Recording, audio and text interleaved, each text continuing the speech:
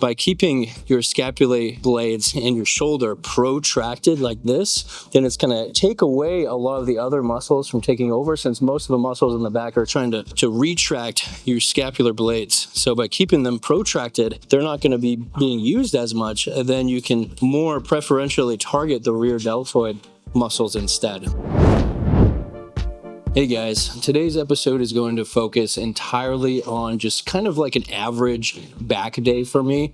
And while I tend to kind of change my workout just slightly week to week, there is an underlying structure which I kind of use in every single workout that I perform. So today I'm going to be showing each and every exercise that I do, and along the way I'll be providing insights into my training. Let's get into it.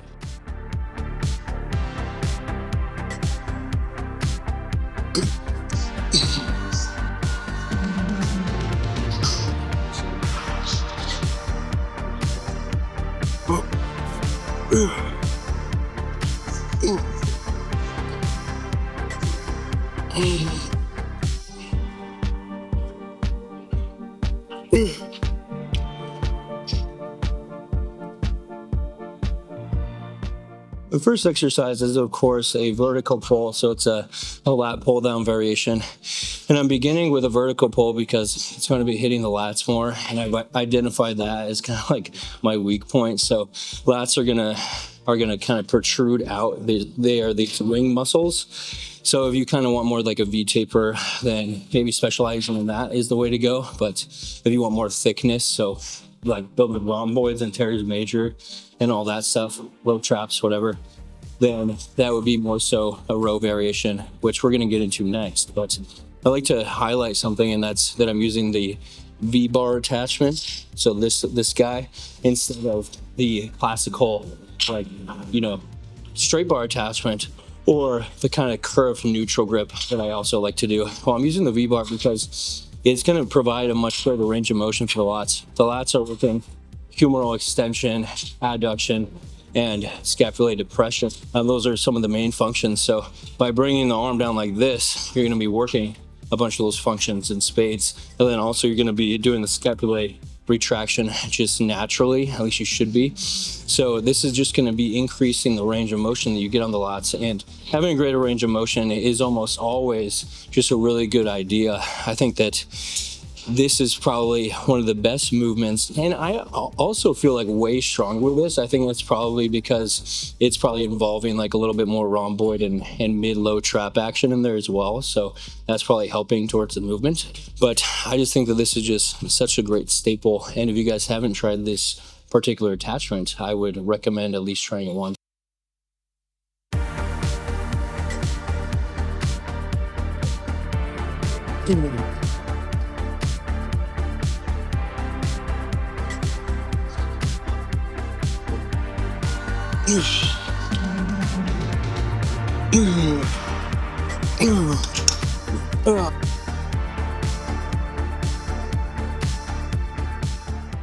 I love this exercise because it is so stable, so you can just focus on working the muscles.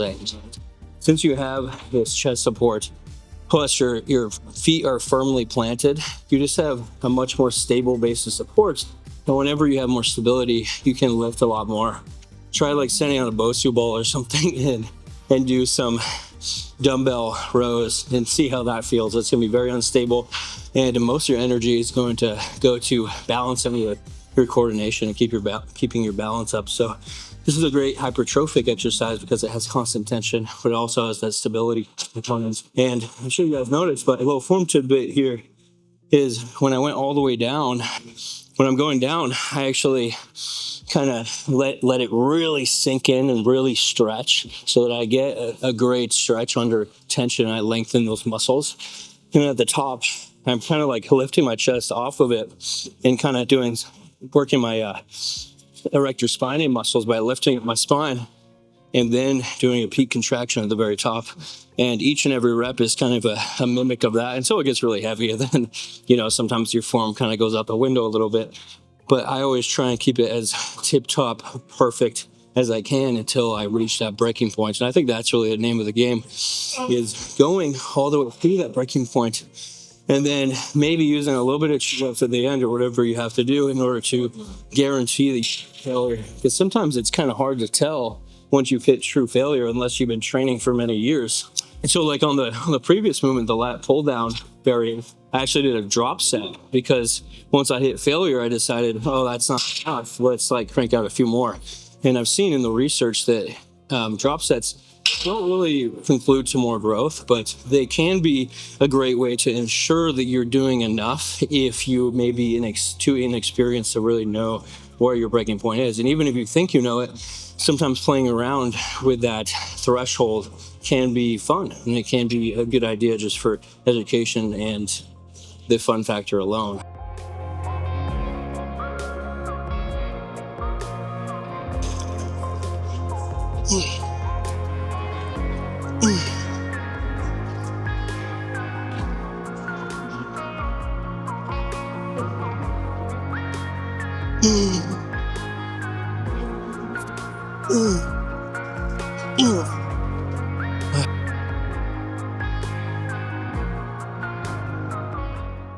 I like to throw in a machine variation at the end of most of my back days because to me, it's kind of like some free stimulus without all of the extra fatigue. You know, if you're doing like a barbell lift or even a dumbbell lift or even the exercise that I just did, there's a lot more going on in terms of, you know, you kind of have the play balance component. You really have to have your form locked in order to get the most out of the lift. And that just adds to the fatigue factor.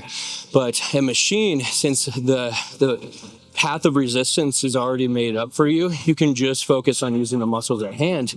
And I find that it doesn't actually mess with my recovery nearly as much, but can really send me into the stratosphere for how much volume I need in order to hit the daily allocated volume that I require in order to grow. For me, I aim for around like 9 sets, but I'm not sure if you guys noticed, but for my back days, I actually do a lot more exercises than something like my chest day. There's like 1 extra exercise or maybe 2 depending. And that's just because there's so much more going on in the back. There's so many more muscles to train. It's a much more complex muscle group if you're counting the back as an overall muscle group, when in reality, it's just a bunch of muscle groups that we kind of allocate together.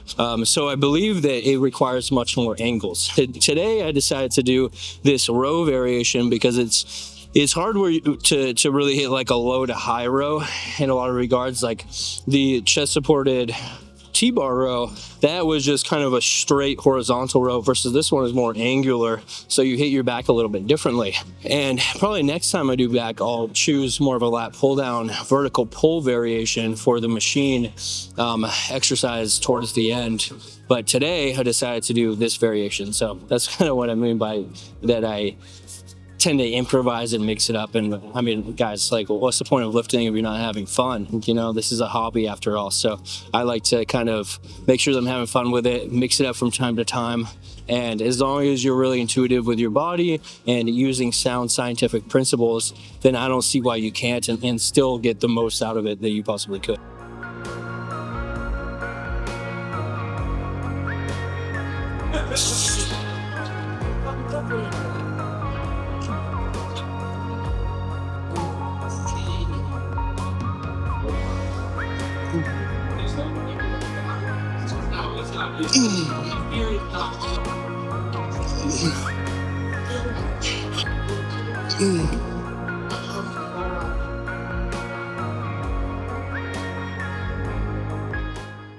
Next up, I'm throwing in a rear delt exercise, and the reason for that is while the rear delts are hit a little bit on all the other pulling exercises, they're not really hit in spades. And the reason for that is because the other body parts rather are so strong that they're much more tempted to take over during other pulling variations. So by doing a rear delt fly, you can kind of isolate it, and you're not going to actually be using, you know, your elbow joint for that elbow flexion to get the biceps involved.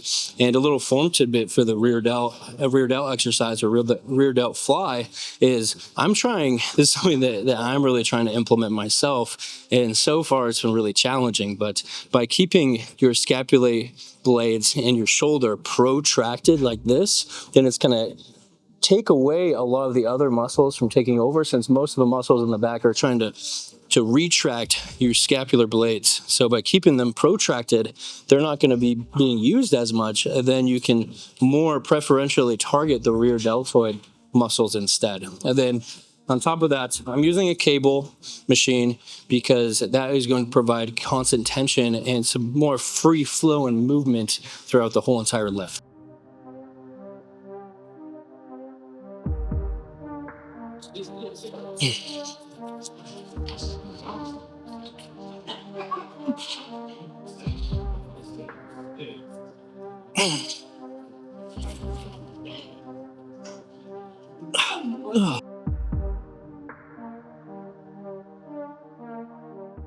Last but not least, I'm hitting some shrugs because we don't really hit the upper portion of the traps in really any of the other movements. They're hitting the mid and lower traps to a very large degree, but the upper traps are mainly responsible for scapular elevation. So just just doing a shrug movement. And we haven't really hit that in the whole workout today, at least not directly. So I'd like to add in some upper traps into the very end of my workout.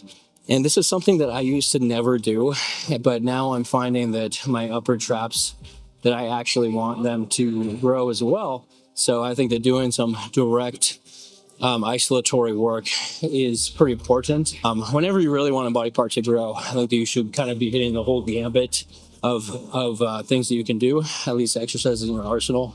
So you probably want both compound lifts that hit it pretty well, but also some isolation lifts. So then if you really want to specialize it on something, you could throw it in the beginning of your workout or even on its own day entirely if you're really feeling crazy. In terms of exercises for this, I think that this one's a great one. This is just kind of like a machine plate loaded variation, but you could do dumbbells, you can do Smith machine, you can do barbell, whatever you want. But this one is really great because you are getting that stability component, plus you have the constant tension, and it's very easily loadable. You can load it up a lot. Oh, lastly, I'd like to mention straps. Honestly, you don't need straps for any of the other exercises. That was totally optional, though I still do recommend them. And I've always been a proponent of straps because last thing you want is for your grip to give out before your back does. Because today we're training our back. This isn't a grip day, it's a back day. You could probably get away with it on the other exercises, but your upper traps are so ridiculously strong that I doubt that they're gonna get to true failure before your grip does. So having straps can be a really powerful tool in your arsenal. Anyways, guys, that's going to do it. This is just kind of like an average back day for me. At least right now, it's subject to change. And of course, like I mentioned in the beginning, I do kind of modify it as I see fit from week to week. But anyway, have a good one. See you.